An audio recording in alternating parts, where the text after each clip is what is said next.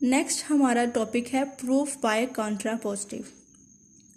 हमने previous lecture में discuss किया था कंट्रापोजिटिव को, उसको रिकॉल कर लेते हैं कि that the contrapositive of the implication if P then Q is not Q, if not Q then not P। हमने कंट्रापोजिटिव में पढ़ा था कि अगर आपके पास ये नोटेशन है देन वो इम्प्लाइज होगी इस फॉर्म में, not Q implies not P। Also recall that these proposition are equivalent, कि अगर ये इफ P then Q है तो वो हमारे पास जो उसका रिवर्स होगा if not Q then not P, तो क्या होगा, ये आपस में क्या थे, इक्विवेलेंट थे। That is if one can prove, अगर हम प्रूफ करते हैं if P then Q, then हमें प्रूफ करना पड़ेगा not Q implies not P, और अगर हम not Q implies not P proof करते हैं तो उस देन हमें प्रूफ करना पड़ेगा ये चीज़। मीन अगर ये कर रहे हैं तो ये प्रूफ कर, इसको लेते हुए ये प्रूफ करेंगे और इसको लेते हुए ये करेंगे प्रूफ। कैसे करेंगे वो हम एग्जाम्पल में आगे प्रूफ में देखते हैं। सो सेकंड हमारे पास क्या है, एक तो ये रिकॉल कर लिया हमने कंट्रापोजिटिव हमारे पास क्या था। Next, proof by contrapositive can be useful when a direct proof is proving to be difficult, or it can simply provide a different way to think about the problem। कंट्रापोजिटिव को हम तब यूज़ करते हैं जब हमारे पास जो डायरेक्ट प्रूफ है वो डिफ़िकल्ट हो प्रूफ करने के लिए, देन हम कंट्रापोजिटिव को यूज़ करते हैं।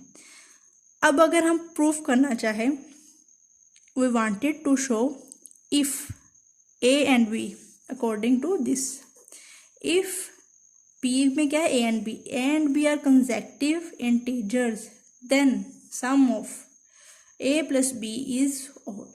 अब ये तो हमारे पास हो गई स्टेटमेंट इसके लिए, ठीक है। और अगर हम ये स्टेटमेंट तो हम प्रूफ कर चुके हैं, तो अगर हमारे पास if A plus B consecutive है then sum of A plus B क्या होगा, ऑड।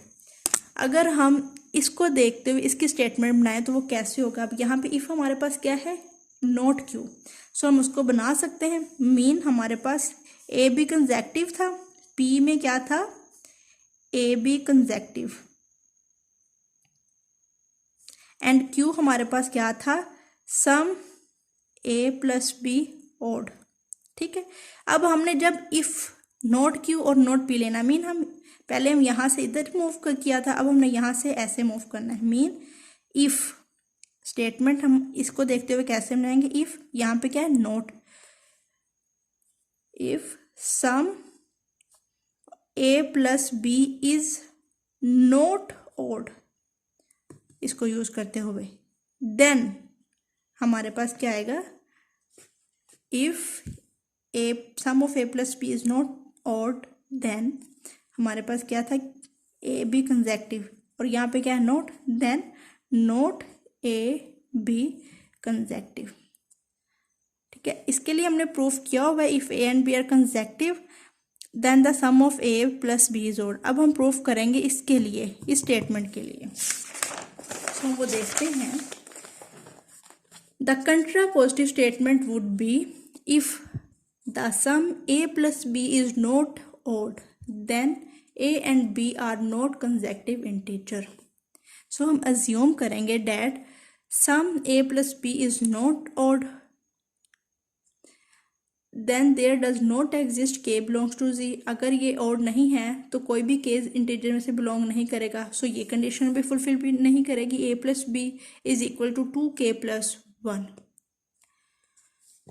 सो हम इसको A plus B is equal to 2K को हम लिख सकते हैं K plus 1, so K plus into K plus 1।